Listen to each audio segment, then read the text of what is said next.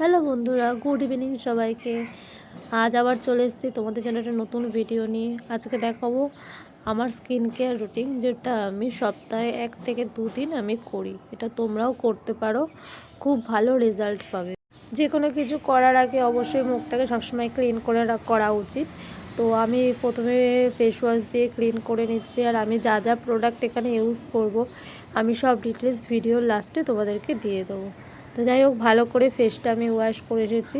দেখো, মুখটা দেখতেই পাচ্ছ অনেকটা ক্লিন হয়ে গেছে। সেকেন্ড স্টেপ হচ্ছে টোনার।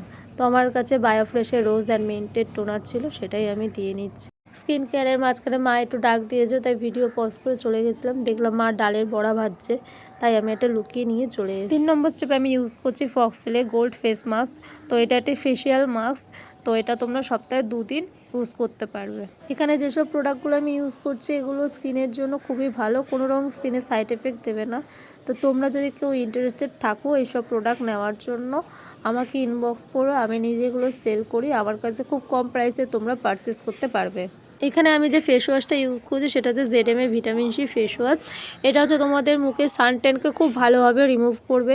অ্যান্ড সেকেন্ড যেটা ইউজ করেছিলাম সেটা হচ্ছে বায়োফ্রেশের রোজ অ্যান্ড মিন্ট টোনার। আর যেটা আমি ইউজ করছি সেটা হচ্ছে ফক্সটেলের গোল্ড ফেস মাস্ক। এটা হচ্ছে একটা ফেসিয়াল মাস্ক।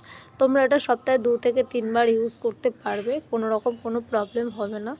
তো চলো, আমার ফেস মাস্ক লাগিয়ে আমার 10 থেকে 15 মিনিট হয়ে গেছে। তো আমি একটি ওই টিস্যু দিয়ে প্রথমে মুখটা ভালো করে রিমুভ করে নেবো, তারপরে আমি জল দিয়ে মুখটা ভালো করে ধুয়ে নেবো। আবার শেষ এবং 4 নম্বর স্টেপ হচ্ছে ময়েশ্চারাইজার। আমার কাছে ডক্টর রাসেলের ময়েশ্চারাইজার ক্রিম ছিল।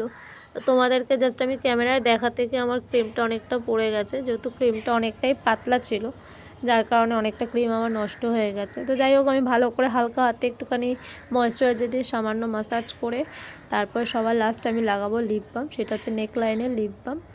এগুলো তোমরা সবই আমার কাছে খুব কম প্রাইসে পারচেস করতে পারবে। তোমাদের দেখা যে এই ময়েশ্চারাইজারটা আমি ইউজ করেছিলাম ডক্টর রাসেলের ভিটামিন সি। তো আমি তোমাদের খুলে আর দেখালাম না, যেহেতু অলরেডি পড়ে গেছে। আর এটা হচ্ছে নেকলাইনের লিপ বাম। এটা খুবই ভালো, ঠোঁটটাকে হালকা পিঙ্ক করে।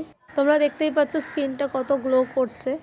তো আজকের মতো ভিডিও এখানে শেষ। ভালো লাগলে লাইক, কমেন্ট, শেয়ার অবশ্যই করবে। টাটা।